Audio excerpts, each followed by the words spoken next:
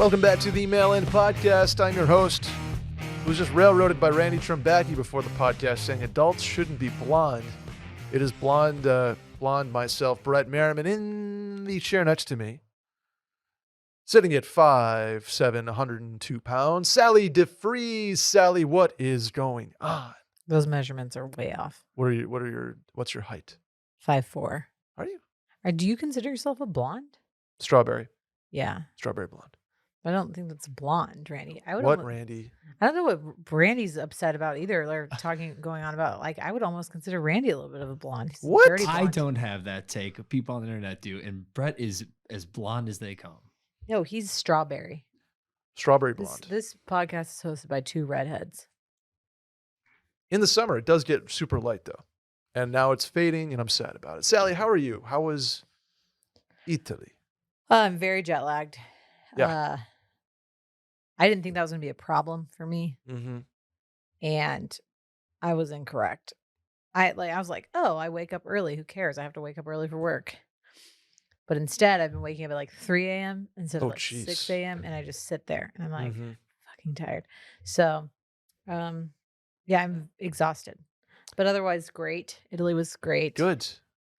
Can we hear the story about you perhaps losing your phone in the ocean? Yeah. Okay. The thing is that the people who knew me in college and post college, but mostly in college, know that I can lose a phone or with the best of them. 7. And so in college, my friends very, very lovingly called me Trainwreck Sally because like I would lose shit or break stuff, or like one time I left my laptop in an overhead bin on a flight. Yeah. But like always kind of found a way to get out of it, you know? Yeah, you're street smart too. Yeah. So have lost a phone a few times. This one was actually weirdly not that devastating. And I think maybe because I've grown up and now can make my own money. So it's like, okay, that sucked and that's going to cost money, but it's like less scary than having to break it to your parents that you like lost a third iPhone. Very true. And it's also with iCloud these days, you can kind of swap these things in and out. You didn't lose years of photos. You didn't lose. I had a couple contacts. things working in my favor. Sure. First of all, before we left for Italy, I ordered the iPhone 14. Okay. So when I got home, I lost it on the boat on a Thursday. We got home on Monday, and the phone was already waiting for me. Ooh, so you very little overlap time. The only thing that was annoying was like not having my email and stuff, and then having to use Will's phone and not remembering my passwords or getting like 2-factor authentication and trying to text my phone.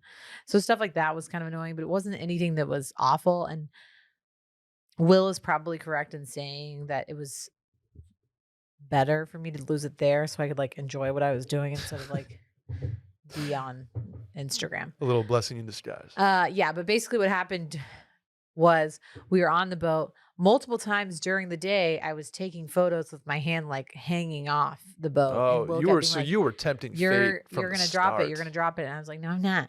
So then we were parked in this little like cove swimming, and I had just gotten out, and Will was swimming, and he was like, take a photo of me.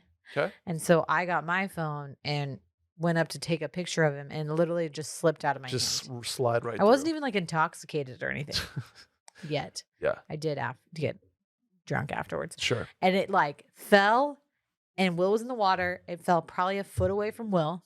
Oh. And I was like, get it. And he literally looked at me like, are you kidding me? And it just sank so fast. Oh, yeah. I personally feel like Will could have at least tried to dive down. Okay. I will have to consult He with will Will say after this. Otherwise, I think he feels like it sank too fast. But it like happened so quick that it was like, okay, that's gone. It, like you can't dive to the bottom of the Mediterranean. No, like we weren't in a shallow area. Incredibly deep. Yeah. Body of water. Yes. It sank quickly, and our boat driver Luca was like, "Yeah, no, nothing you can do happening there." Yeah, cool. Like flip side, you were the last person to touch that piece of technology ever.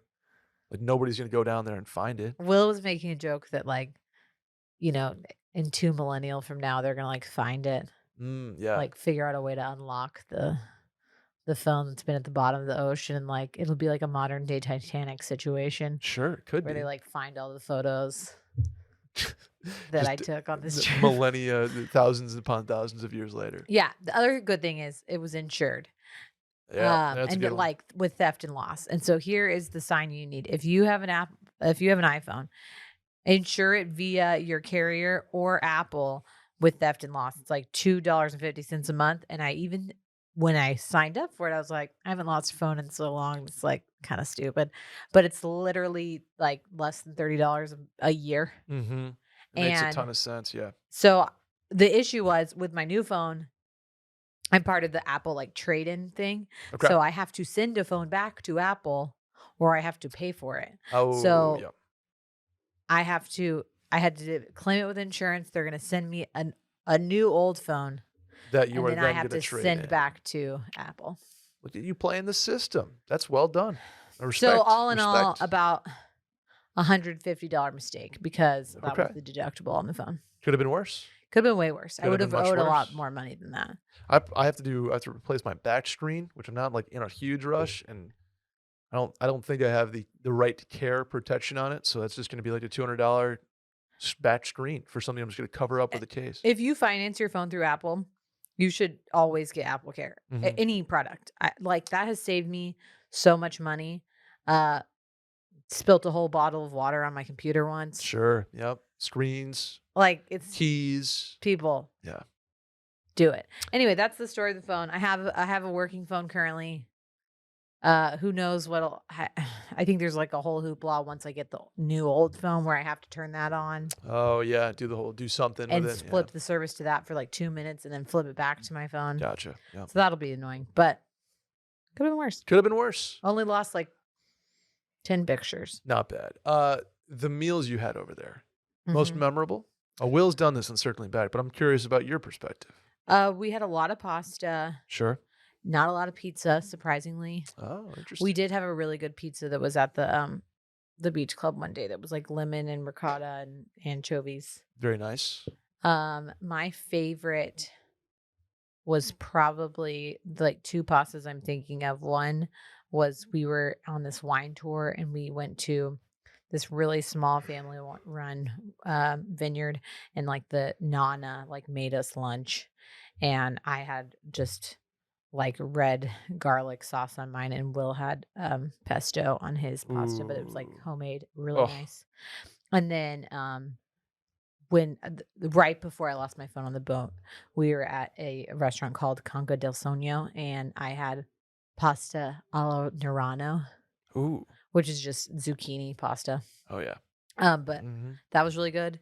Will's pasta alla vongole. I'm probably butchering all this. Sorry, Italy.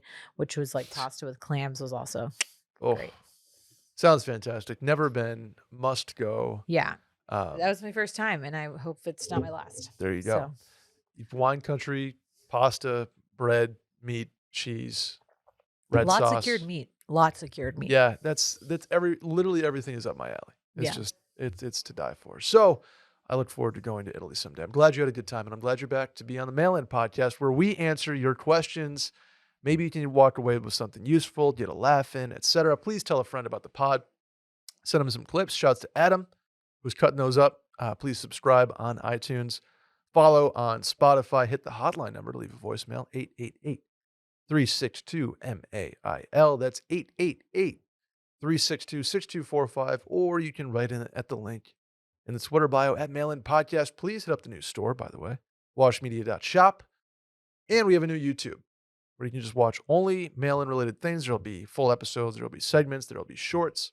If Sally and I ever do like a Q&A type of thing or just random Mail-In content, it'll be there. That's youtube.com/mail-in podcast.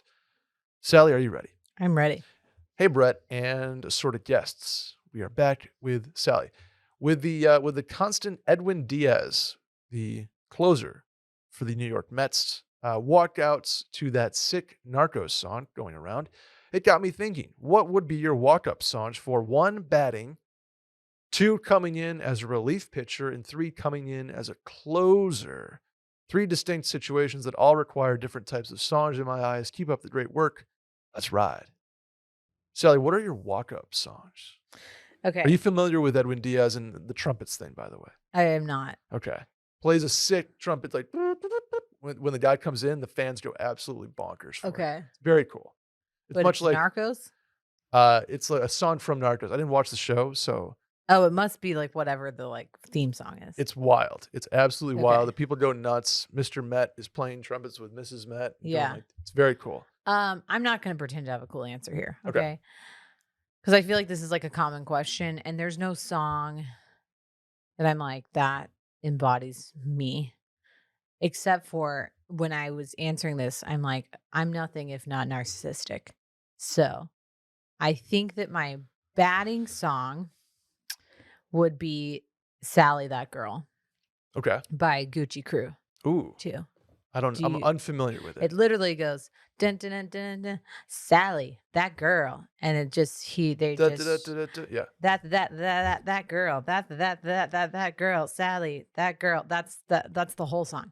Okay. I had never heard it before until like 2 years ago. I was on a mission trip, and the surgeon kept singing it to me. And so the last time that I walked into the OR, they played it, and everyone like danced. You So I have was like, this is my walk-up an song. OR walk-up song? That's Yeah. sick. And now there's a couple other people like at work who sing it whenever I come in. Mhm. So that Love it. was my batting song. Okay. Mine would be, my walk-up song would be, the Billy Squires, The Stroke. Okay. It's like boom, tsh, boom, tsh, boom, tsh. Mhm. And then it like hits the guitar riff. Yeah. That would be my walk-up song. 'Cause Okay. I would just get so amped. That song gets me amped. Like, that's my current, like, first tee. Start Okay. the music and I go tee Yeah. off song and try to hit the ball at the drop type of thing. What is like the softest walk-up song you could have? The softest, I'm gonna name one. Daniel Powder, Bad Day. I'm gonna 'Cause you I had a got- bad day. No, that's what they play every time a freaking pitcher leaves the mound. It's like, That's okay, true, we get that's it. true. Like,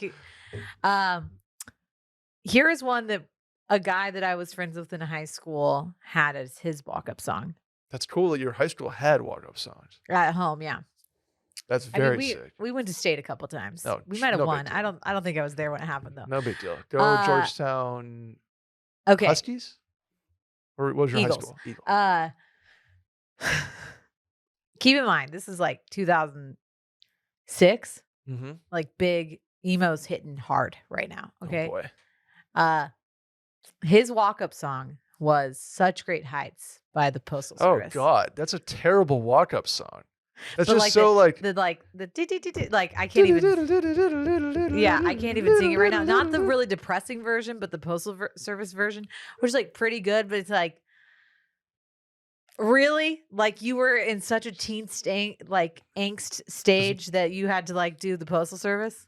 That's like having the intro I to like Welcome to the Black thinking Parade. It's a sign that the freckles in our eyes are mirror images, and when we kiss, they perfectly align. Please don't clip that. I'm not a good singer. Yeah. That's terrible. That's really And I bad. remember him being like, "This is so sick. Like, this is so tight." Really bad. My relief pitcher or closer one, Mm-hmm. probably influenced by the meme I just made Are for we? Watch Are Media. there two separate ones? Yeah, two separate ones. Okay. Because like relief pitcher and closer, he says they're distinct situations. I get where he's coming from, but relief pitcher and closer are the two things that are pretty much the same. But it involves a long like walk or sprint to the mound. And mine would be Motley Crue, Kickstart My Heart, and I would Okay. sprint in from the bullpen. Okay. And just like, and I'd just be like flying. And I want the camera to have to run after me. Okay. It would be cool if I like threw gas and struck a bunch of people out. You can't play that song and sprint to the mound and then get absolutely fucking shelled because then you're an embarrassment. But Okay. Again, mine also narcissistic again. okay. And mine is more like a somber tune. And Oh, gosh. I think my strategy here was the other team would be like, wait, what the What the fuck? fuck? I'm going Don't Look Back in Anger by Oh, Oasis. jeez. Do you know Great. what song I'm Yes. talking about? Don't look back in anger. I heard you say. But I heard you say. and so Sally can You wait. just have your name in all your Yeah, songs. obviously. I said I'm going the narcissistic I route, love so I'm just gonna pick songs that have my name in them, and it's gonna play like really like blasting and like nasally. And I'm gonna not sprint. I'm gonna just walk my happy ass very slowly out there, kind of to like get in their heads. Like, yeah, I'm coming in to Okay. close this game I out. don't hate it. I can see you doing like Pitbull, like Go Girl, like boop, boop, boop, boop. No, And you just like intimidating. yeah, I'm gonna slowly gonna walk, waltz. Okay. and I'm just gonna from the bullpen just Very slow, just intimidating Uh-huh. walk type of stuff. Okay. to Oasis. To Oasis. Yeah. Not bad. Man, there's so many good walk up songs and possibilities out there. Just do like Run Back, like Explosions in the Sky from Friday Night Lights Yeah, for a the batting walk up. same high school team. Someone had like one of the songs from Rec Room for a Dream, Yep. which like is really intense. Mm-hmm. And I also was like, I don't think that they've ever seen this movie before to like know what it's about. Like people like ODing on heroin. Yeah. Pretty heavy. But you know, whatever. Like that question. We'll have to do a walk up song. Maybe we'll do a walk up song playlist or something like that. But after the game, after you hit bombs or before the game, or before, well, sure, not before if the you're game. playing. Right, not during the game, right? Because that would be crazy. Wade Boggs never did anything like that. But after the game, Wade Boggs famously liked to enjoy a couple cold beverages. If I was in his shoes, I'd be dripping Vizzies after the game. Sally, Vizzy has been the vibe all summer. You know this. I've been grilling. I've been chilling by the pool, on the boat, on the golf course. Vizzy's been with me every step of the way. But now it's fall. Now it's tailgating season, baby. Now it's tailgate season, and nothing hits like a 11 a.m. kick. Not ready for heavy beverages yet. Not ready to get wild, and you just want a little Vizzy to warm up. Or something you can coast on all day. Or something you can coast on all day. Sally is absolutely right, and Vizzy is there for you. Summer's phased out. Time for something fresh. While you make the transition, grab a case of Vizzy hard seltzer with flavors for every vibe. Everybody knows I'm all in on the mimos. Vizzy mimosas hit different. Pineapple orange and peach orange specifically. My goodness. My goodness, are they good. Vizzy mimosa has the refreshing taste of real orange juice and is perfect for daytime sipping, like tailgates, etc. We know the OGs: strawberry kiwi, blue pommy, black cherry lime, pineapple mango, duh. All kinds of variety packs if you want them. And lemonades, always, Yeah. always go hard. Stock up on Vizzy Hard Seltzer and show some love for the show. Here's how to get yours this fall. Go to VizzyHardSeltzer.com/washed to find Vizzy near you. That's VizzyHardSeltzer.com/washed. And to hear about the latest flavor drops and more, sign up at VizzyHardSeltzer.com/subscribe. You must be 21 plus to enjoy. Celebrate responsibly, please. Molson Coors Beverage Company, Milwaukee, Wisconsin. Ready for the next one, Sally? Let's do it. Hello, mail-in crew. Potentially touchy question here. How do you cope with the engagement of a younger sibling? My younger brother and his girlfriend of 6 years recently got engaged, and they are 26 and 25. I am turning 30 soon, and a female, if that matters. I'm certainly happy for them. I want to say that I'm not jealous, but I'm not sure that's entirely true. Maybe I'm not jealous of them per se, but disappointed in my own situation. It is hard not to compare your path to others, although I know comparison is the thief of joy, but I don't think anyone expects their younger sibling to get married first. I had not had a serious relationship in a while, but during that time, I accomplished a lot of personal goals. I'm very proud of the things I've achieved and happy that I did them while still single. Earlier this year, I met the man I believe I will eventually marry, but obviously we're not there yet. He is 2 years older than me, and we both know this is something we want. How do I cope with the engagement and wedding next year while remaining patient that my time will come, hopefully, sooner than later, Sally? Okay. Comparison all, is the thief of joy. Yeah. Okay. A couple things here. One, Not that this makes it any easier, but I think that this is a little bit better that it's your younger brother and not a younger sister. Interesting. Okay. It's a lot because logistically speaking, her involvement in the wedding is probably not going to be as intense as it would be if it's your younger sister and you're the maid of honor. Sure. Sure. So, not saying like don't be upset about it, but just maybe be thankful that you don't have a younger sister who's 5 years younger than you Yes. getting married. Exactly. Although you're probably still going to do stuff, but like, Yeah. in terms of like being older, this to me, I'm like 30 is so young Mm-hmm. that it's not like you're the old maid.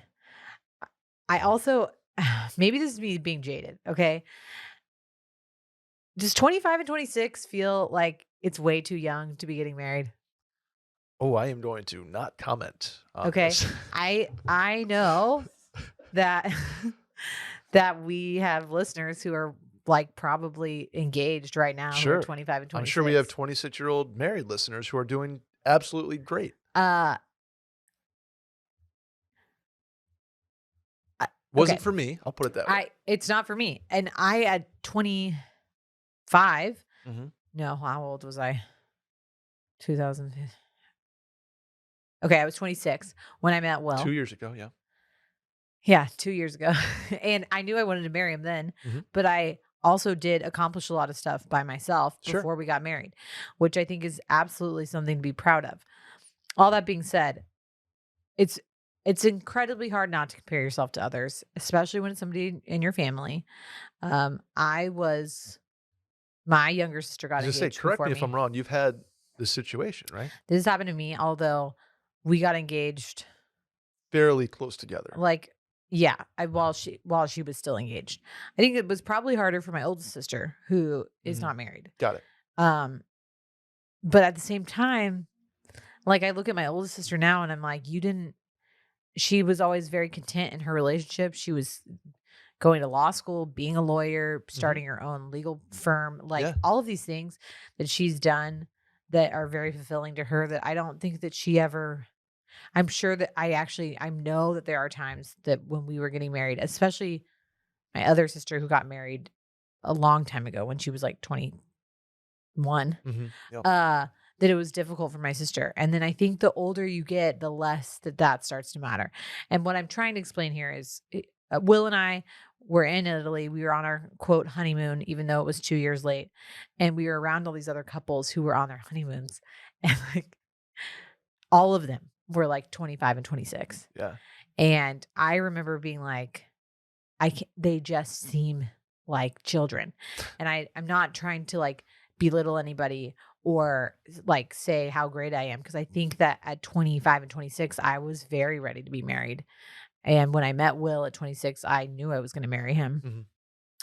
Mhm. But I think with time growing up, you realize like, oh, I did, which she clearly does. I did have the time to accomplish the things that I wanted, whether I had a partner or not. Right. Totally. It's annoying. I think the most annoying part is that probably people from her parents' generation are going to ask her shit like, when are you going to get married? That I think people in our generation have learned to stop asking people like, when are you going to get married? When are you going to have a baby? When are you going to do this? Because our generation doesn't care as much about those things. Totally. Yeah. And we also consider them a lot more private and also have realized that sometimes maybe asking somebody when they're going to get pregnant who's maybe trying to get pregnant or asking somebody when they're going to get married who might be going through a heartache is like not the most sensitive thing to do. And I think our emotional intelligence might be a little bit higher than the generations before us. Yeah.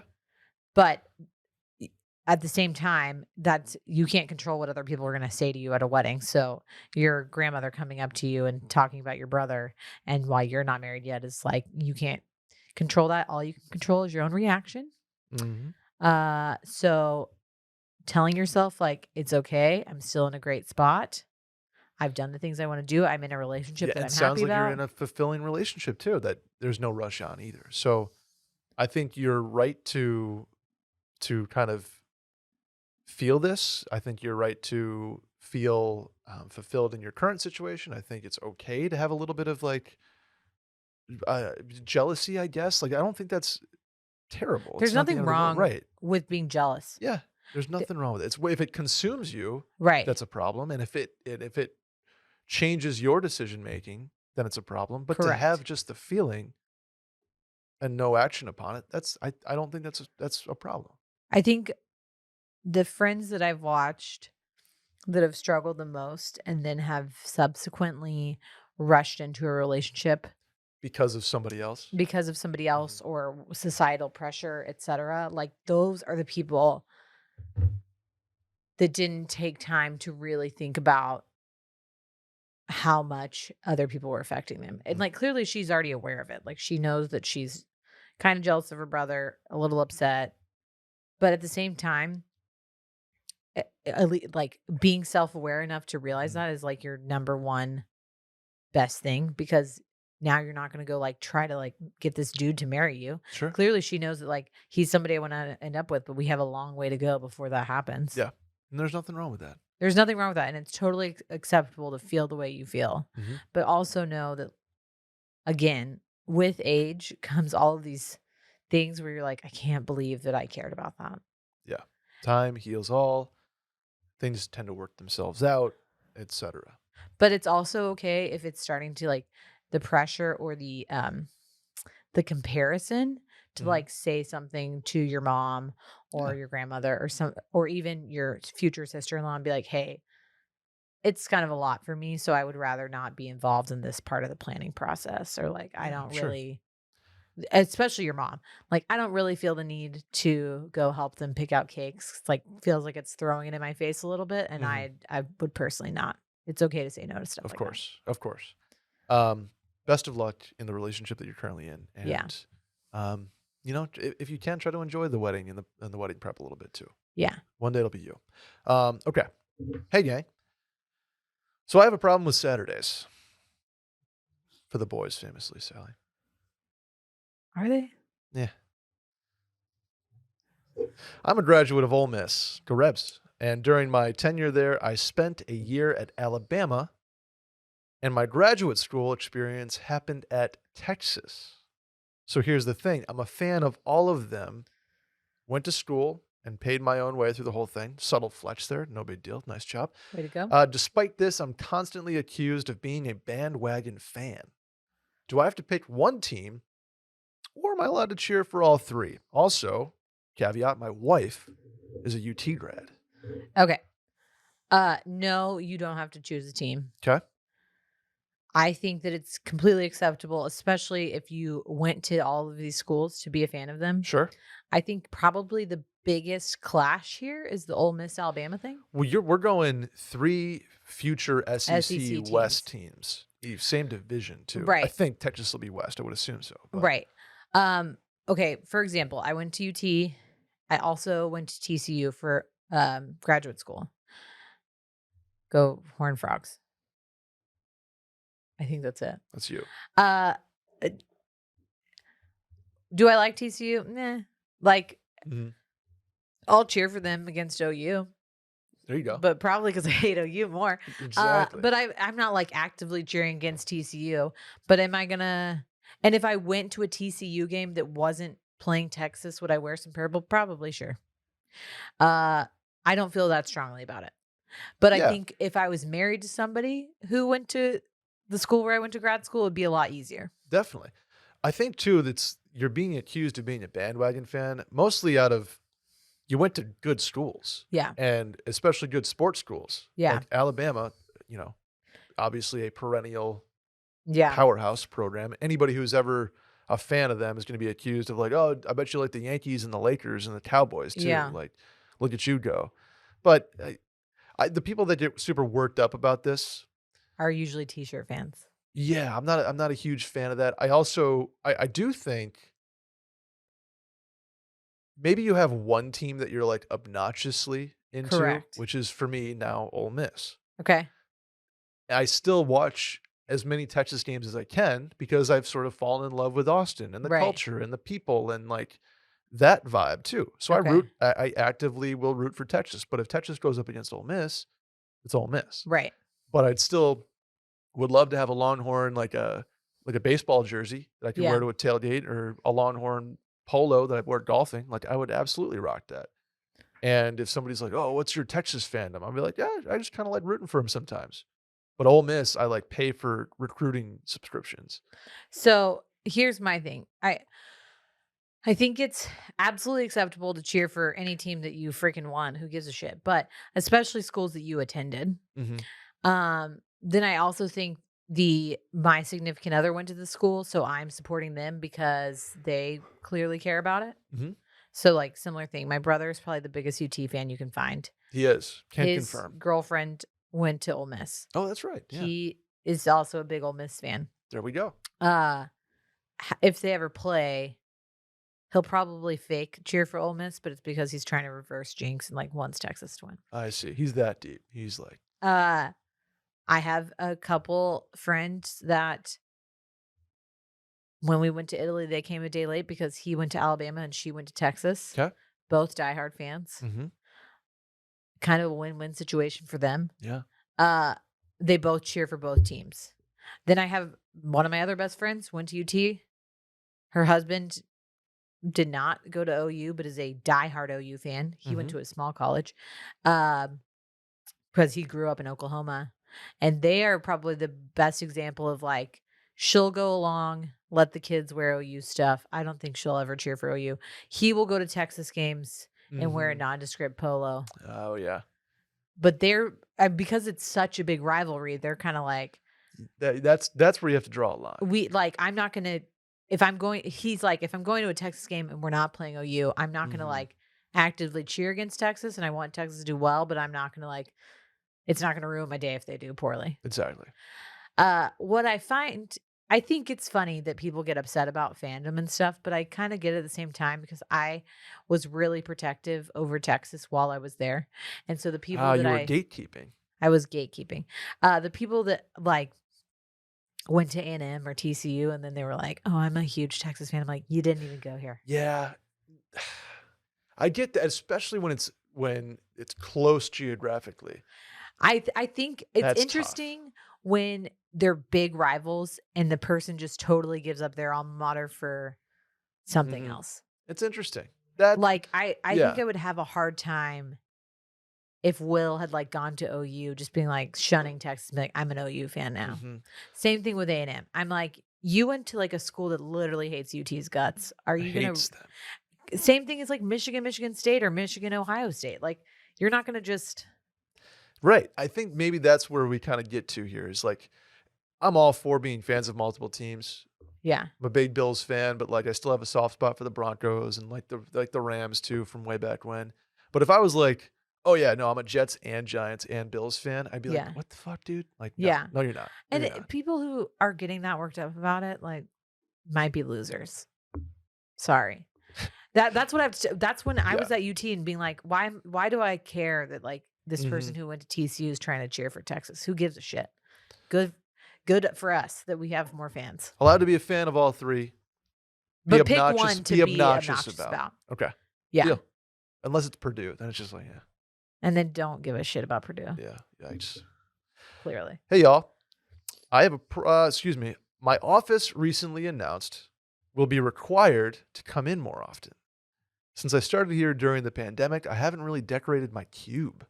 What are your must-have items for your non-home office space, and do you have any decor ideas beyond the standard family/vacay photos? Trying to keep it fresh and not have my soul crushed by gray/beige genericness. Yikes.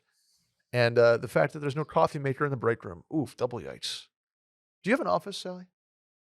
No. Yeah, you're I kind of don't just have- like, We have a home office that has our Peloton and all of the boxes from Amazon that I just throw in the front room until we have to confront them like 3 weeks that's later. been talked about before on this podcast. Okay, well, every person has one of those. Okay, I'm not the only person. I know. You should see like all the HelloFresh boxes I get, and they're big, but you can't break them down because they have like the ice packs, and the inside is insulated, and so I pick them up at one time and drive them to the dumpster. Anyway, are people still? I feel like cubes and cubicles, especially, are well on the way out, if not already toast. I feel like the open floor plan is Yeah. much more popular. So I'm surprised this person even has a cube to decorate. It's one thing to have a desk like we do. We have the bullpen Mhm. set up. I have a couple trinkets on there. I have like a Sabres thing. I have my dad's Dolphins, like Dan Marino sculpture.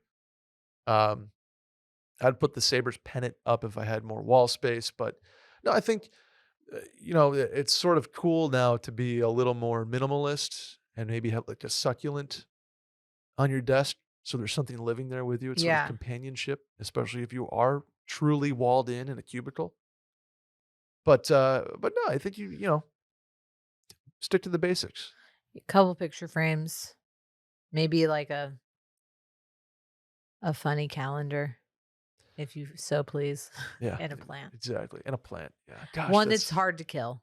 right. Very hard to Because if kill. you're gonna leave it on the weekends and stuff, you don't need to be like, and or I'm like a fake plant if you're bad at killing stuff like I am. I can't imagine going back into work from the pandemic and my company's like cubed up still. I mean, I maybe think that's maybe pretty common though. is What it? if you need like privacy to like make calls and We stuff just and had you like can't phone be like, bays. Like you have like a yeah, I don't know. I'm not the person to ask because I have literally never worked in a office. true. I've never worked in a cubicle office. Everything's just always been like bullpenny, kind of like a Yeah. million desks. Looks like a cafeteria more than I anything. literally don't even have like a Like a Gmail space. account.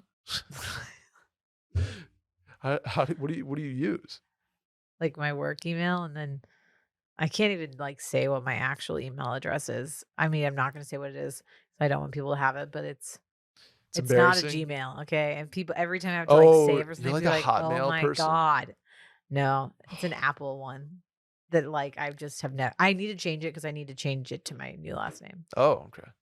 It's still my maiden Interesting. name. Yeah, I think you don't overthink the old office decor question. You don't you don't want to like have too much shit in there. It's like Yeah, the you same also thing as like don't decorating overdo a it. locker. You don't need like a full blown situation in there. Do you remember decorating lockers? Yeah, I remember in 6th grade being like, I'm gonna get like this bomb ass like locker organizer, blah blah. And then I like just Yeah. literally threw my books in there and like walked away. Yep. It started off real nice, and you had the thing that hangs down, and you put the different books on different shelves. And then I just never went to my locker because we could have backpacks. Yeah. So I just carried all my shit Yeah. and didn't I feel like had a going to the locker locker all in the time. middle school. I never had one in high How school. long did you have between classes? I have no idea. I do not We were remember. 10 minutes. That seems about right. Yeah. And sometimes so our lunch was 40. Uh-huh. And if you had flex lunch, the 80-minute block was split right down the middle. But if you had the other side of it, you got the 10 minutes on the other side of lunch plus your 40 at lunch. So it was like you did a full ass hour for lunch. It was awesome. Or you have true 40 minutes and it sucked. I don't remember anything about high school, to be Nothing. honest. It's like It's been blocked off, it's been blocked away. compartmentalized. Yeah. Not that it was bad. I just like I left and I was like, we're done. Go Eagles. Yeah. Eagle fight never dies. Never die. We didn't have a chant. We're the Blue Streaks. Nothing special. What's up, y'all? One of my really good friends is getting married in December, and I'm not sure that I have a +1. Okay. I recently met a girl, and while things are very early, I could definitely see it going somewhere. Question is, how much in advance do I ask my friend if I can have a +1, or do I even get to ask that question? It's in the same town that I live in, so it's very convenient as far as travel goes. I'm not sure the etiquette here because because I know it is his and his fiance's day. But it would be a little awkward if me and said girl were full on dating and she couldn't come with me to the wedding in the same town that we both live in. Need some help? Thanks, guys. This is so common. So common. This is like the most common thing ever. Mhm. I think it used to be like decades ago, everyone got a +1 Yeah, because that was like wedding etiquette, and that has changed based on the size dramatically. of weddings, how Mhm. many people get invited. Personally, like you have to think about the person who's paying for the wedding. That's like a whole other $250 for someone they've never met. Right, exactly. And that's That's where you have to be so careful, is because it's not just like a room thing. It Yeah. becomes financial very quickly. Both. So I think it's Yeah, true. from what from most of my experience, like I've only gotten a +1 to my siblings' weddings when my one sister when I wasn't dating somebody at the time.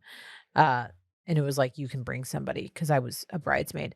But like I've been a bridesmaid at weddings where I wasn't dating anybody and did not get a +1. Yeah, totally. Uh Same. Same thing with Groom's son. yeah, so I think it's very normal for the bride and groom to allow +1s for like usually established at the time of engagement. Yeah. Or someone they met during the engagement. Like say you got this girlfriend and then y'all all become really close, Yeah. then her get invited. But I wouldn't totally count on that.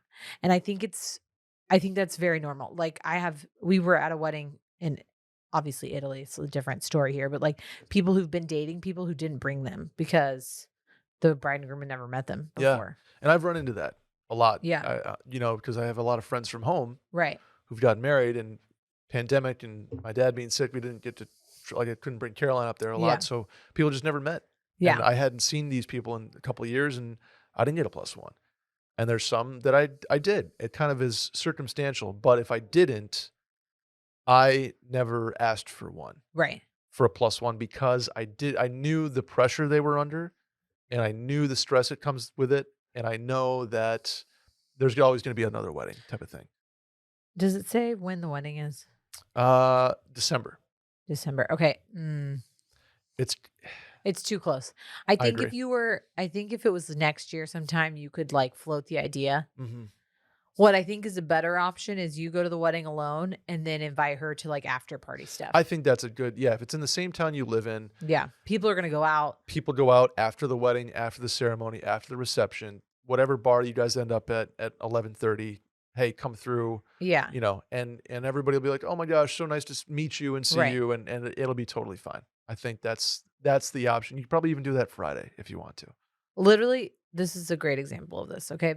Dave and Alyssa got married probably 4 or 5 months, 6 months after Will started working at Grand X. Okay. And Will and I basically started dating when he started working at Grand X.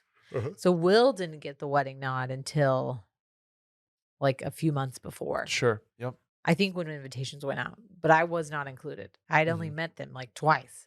And Alyssa later told me, she's like, "I'm so sorry I never invited you to the wedding." And I was like, no. Like, first of all, Will barely made the cut. Like, obviously he did because they were so close. But like, Yeah. he met them post engagement and got invited. Like, I'm not going to get invited. Are you kidding me? Like, I've met you twice. Like, Yeah.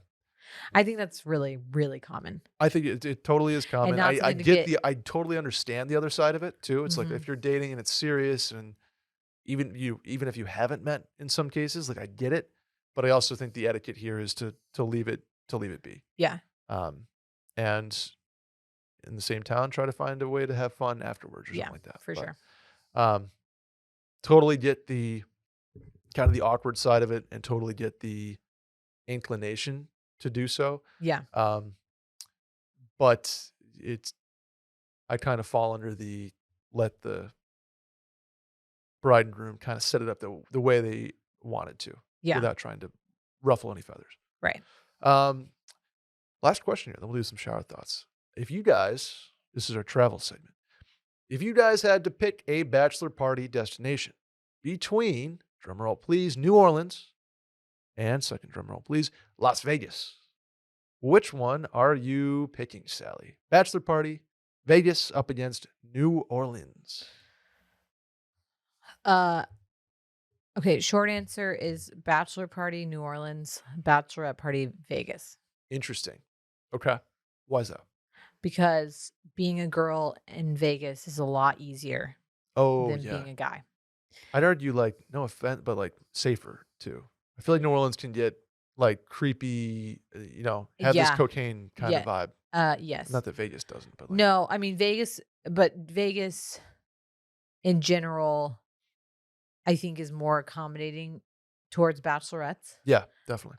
There's a lot of stuff you can do. There's a likelihood you can get in places for free without having to buy a bottle, that you'll get invited to places by promoters. Yep. You can take a blowjob class with my girl Heidi. She's great. Always fun for a bachelorette party. Randy's snickering over there to himself. I'm just trying to think of what the guy's name was in old school that did the blowjob class. That was Carrot Top, right? Carrot Top. No, was it no. Andy Garcia? Andy, why can't I think of his last name? I know. The guy. Andy. Randy, look it up.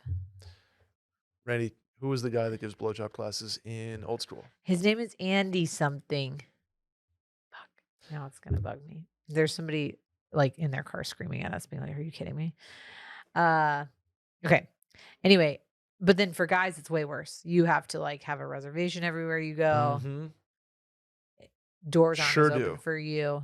No, You have and to it's buy a very table it's everywhere. very expensive. One bottle of champagne is like $1,200, as KJ and myself found out at a club at like 1 p.m.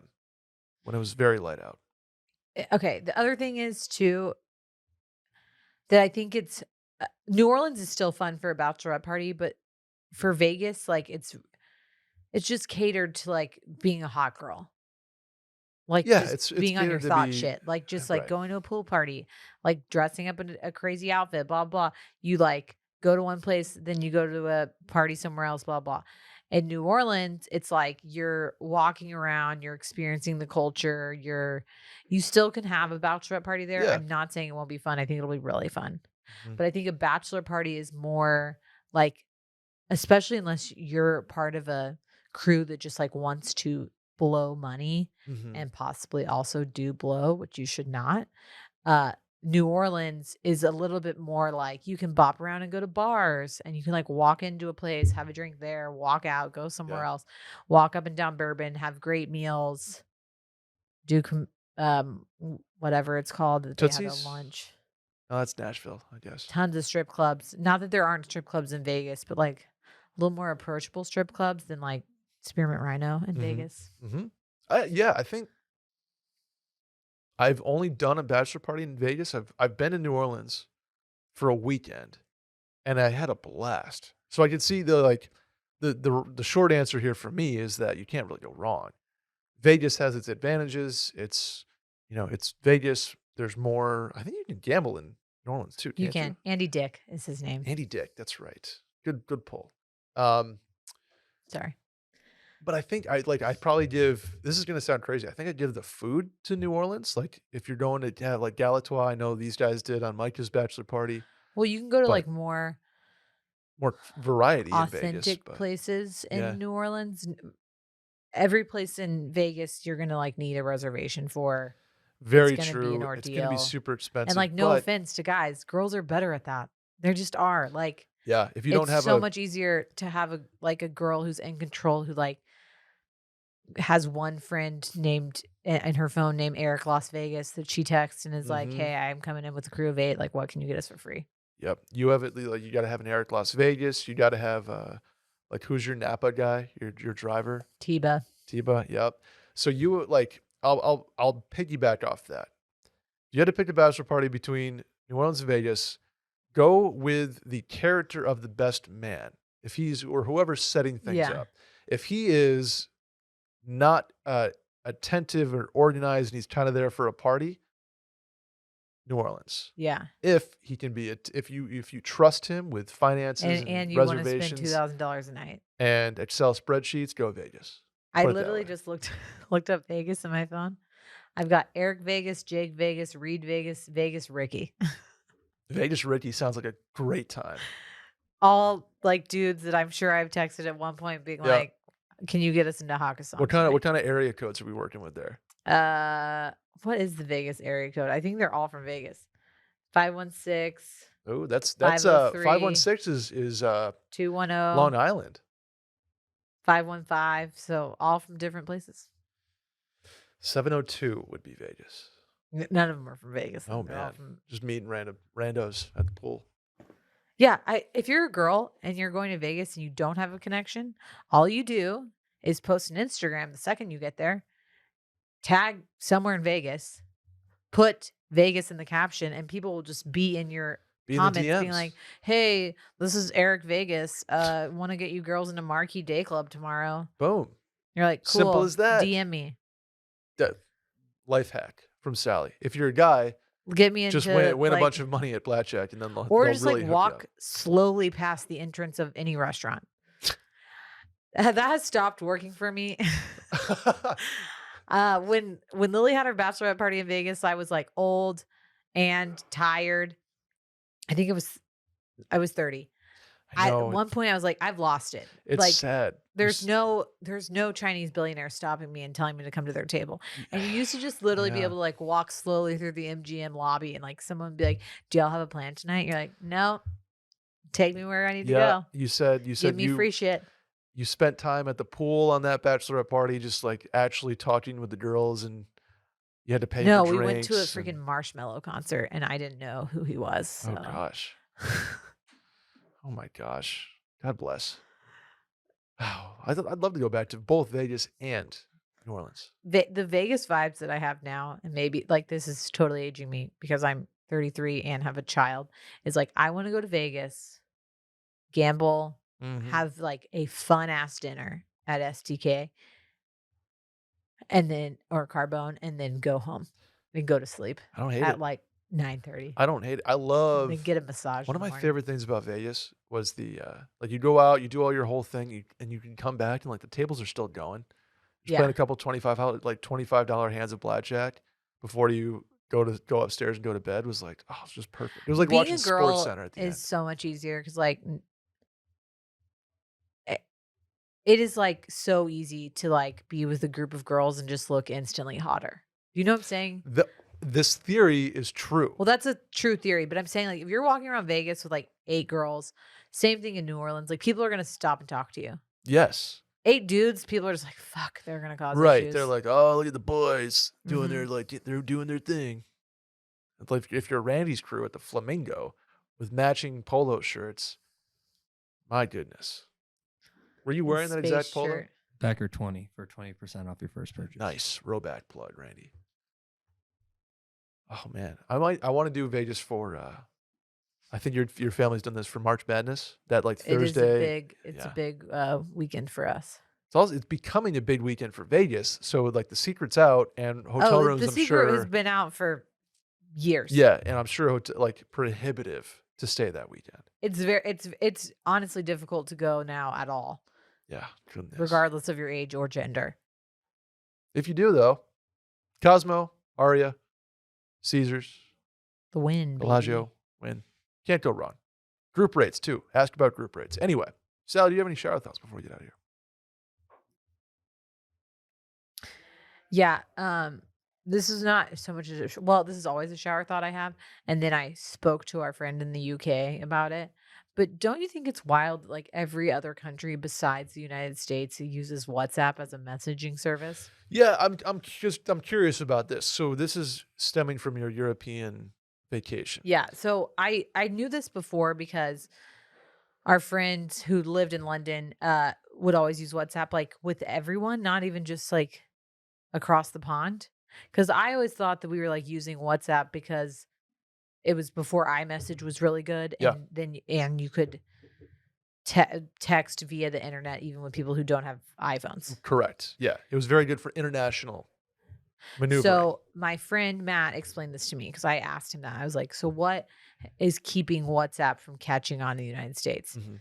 And he said the United States, for the most part, has free text messaging. Yep. Most phone plans will have free text messaging now. And Apple was smart enough to make the iMessage interface so seamless with their own users, but then shitty with other users. So now there's like, they own 50 something percent of the market. I think it's 51% now. Okay. So, when you're in a text and someone has a droid and then they like fuck everything up and you really can't, like, bad emote to it or whatever it is. He's like, but that in the UK and other countries, they still charge per text. No shit. I mean, if you're not over Wi-Fi. So, and because droids are bigger over there and Apple is not, like if you're texting someone, you're getting charged every time you do it. Got it. And it's just like a better interface Yeah. than iMessage. Although I refuse to think that. I love iMessage. I know it's too good. But at it's this because point. we've Yeah. been like, We're conditioned. exactly. Yes. But like most of the world uses WhatsApp. To a lot. I think it's like the number 3 app on the App Store, right? Something like that. 'Cause Right. It's your text interface. Right. Do you text by numbers with WhatsApp, or is it like you have a screen name? I think you by someone's phone number. Okay, I guess you could probably have a screen name too. I don't, but I have WhatsApp got to it. like communicate with people in other countries, but I don't use it as like my main.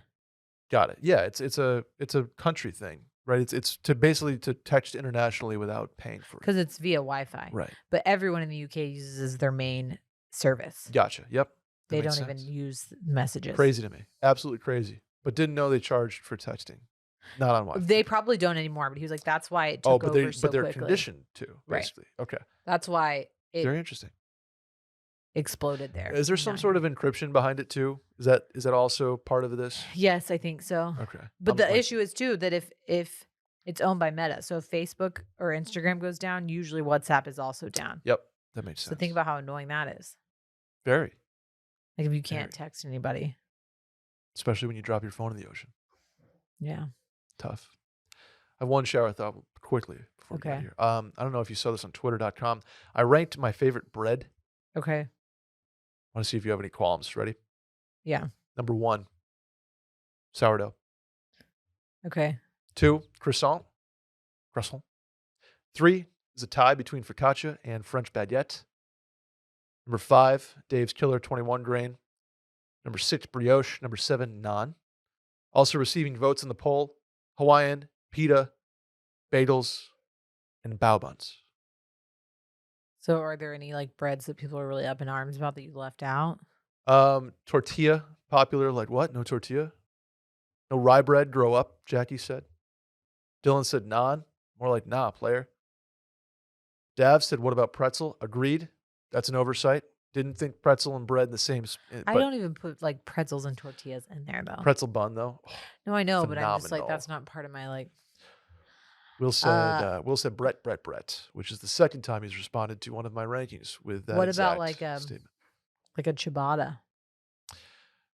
It just doesn't crack the top for me. Yeah. We'll have it, we'll enjoy it, but it's not top. Is liking sourdough a hot take? I think so. I just think sourdough doesn't get enough credit. But that's so false. Sourdough gets the most credit. Are you kidding me? I feel like whole wheat and like that kind of stuff, and the Italians and the French and the brioche, like you never see sourdough getting the full. They're always the redheaded stepchild.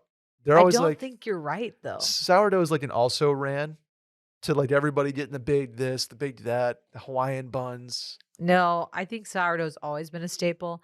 And then during the pandemic, when people thought that they could make sourdough bread, it became like a whole movement. Sourdough bread and banana bread were popular pandemic items. Yeah, like, and I think once you know how to do it, it becomes second nature. But I think it's really hard to like have a good starter and to do it correctly. It's fair. Bread in general, I think, is pretty difficult. That's why Bread Week is always so hard on the Great British Baking Show. It's true. I may be conflating things here. Is it true that every loaf of bread that's ever been made is like related because the starter comes from like the same yeast variant created like 1,000 years ago? Not every loaf of bread that's ever been made may be sourdough, but I think that Okay. that's probably not true. I guess if in the same vein of like, could technically every human come from one human? Like, could we all trace ourselves back to Adam? But there's interesting genetic stuff on that because it like somewhere along the line, it's yes because somebody happened to not die, and like so there's like a common mom and a common dad at different years back. It's crazy stuff. I love looking into that. Right, but I'm saying like that's no. But in theory, yes, like everything is somehow tied back. That's like saying that's like saying that like we all come from one bacteria, which is like I guess technically true if you believe in the Big Bang Theory, but like are we all gonna trace back every origin of any carbon object to one molecule? Like, okay, yeah. Some potentially. There's also the theory that's like when life first emerged on Earth, however many billion years ago, 4 billion years The ago. Big Bang Theory. Sure, but this is sort of that's sort of like how the universe came to be. Then there's like the life thing, the You abiogenesis mean theory, like evolution? the very big. Yes, I never mind. There's a lot. We could do a whole podcast on that. That's What I interesting should have stuff. done as my shower thought, and I'll save for next week so you Okay. can answer. Okay. Or the next week we're on together, which Yes. we will not be next week. We might have done this before, but it is going to take some thought. My favorite question at the wedding we were at, we kept like asking everyone this when we were like mini bottles of wine deep, is if you, and I know that y'all have probably answered this on Circling Back before. Okay. You get all the answers to one conspiracy theory. Which one is it and why? All the answers to a specific... Like you get like all of the like every part of this answered. Okay. What if the answer is like it's not real? Like it, then that's the answer. Counts. Okay. That's it. So if you say like you're Bigfoot, done. You wasted it on like, is Justin Trudeau Fidel Castro's son? Got it. Okay. Which was one of the ones that was floated. There's a good one. The probably and the then chalk my answer. My drunk friend was like, "What about the Denver airport?" I'm like, "We're not doing Denver airport. Okay, No. that's just a Wikipedia page. That's not a conspiracy theory. I'm talking like." I guess chalk answer is like aliens, UFOs. Like, is there extraterrestrial? Yeah, just think about it. I will. By the way, then one of my friends was like, "What about JonBenet Ramsey?" And everyone's like, "We already solved that one. That one's done. We know." So JonBenet Ramsey is not Katy Perry. Is that what you're saying? I do like that conspiracy theory, but I'm pretty sure that we know it's her brother. Ooh, okay. I don't know if it's like fully been proven, but it's like mostly proven. So like, don't waste it. Close on that enough. One, okay. You know? I'll think about how to use my conspiracy card and get back to you. Yeah. But the reason I will be out next week is because I'm doing a road trip. I will be road tripping after my mom and dad's joint celebrations of life in Rochester and Saratoga the next couple days. Monday, I will be in Iowa City. Tuesday, I will be in Salt Lake City. Wednesday, San Francisco. Thursday, LA. Friday and Saturday, San Diego, and back to Austin on Sunday night. So I will be road tripping. I will be writing about it from washmedia.com. You can find blogs and columns and such there. Probably do a little pit stop blog each night if I can. So that's where I'll be. Cool. Road tripping. Little eat, pray, love, find myself. journey. Are you gonna listen to podcasts during? I would love to. I'm going to listen to pods. I'm going to listen to music. I have so much time in the car. On tape? I could do a book on tape. I could recommend some romance novels for you. I don't want to do like romance erotica in the car. I don't think. You don't I just want feel smut like, in the car? I don't think I'm going to be a smut in the car guy. It's just a very small, cramped Mazda CX-5. It's not a lot of room. Anyway, Randy, thank you. Adam, thank you for cutting this one up. Sally, thank you. Where can the people find you before we head out? Sally deFries on Instagram and Twitter. I am Brett Merriman at Schmerriman on both of those platforms. I will not see you guys next week, but Sally will with a surprise guest. By the way, you can hit the hotline number 888-362-MAIL. It's 888-362-6245, or again, running the link, Twitter bio at Mail In Podcast. Catch y'all